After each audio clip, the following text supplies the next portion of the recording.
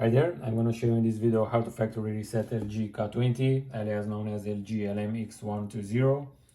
We have here one sample. In order to factory reset this model, we need to keep pressed volume down and power button, and once we see the logo, we release shortly the power button until we see the reset menu. So let's do this. So I'm going to keep pressed volume down, power button. Now once we see the logo, we keep pressing shortly the power button. So as you can see, we have here the reset menu. We make the selection using the volume keys. We confirm with the power button. We confirm again. And once we do this, the phone is going to restart and start erasing itself, as you are going to see very shortly. So erasing.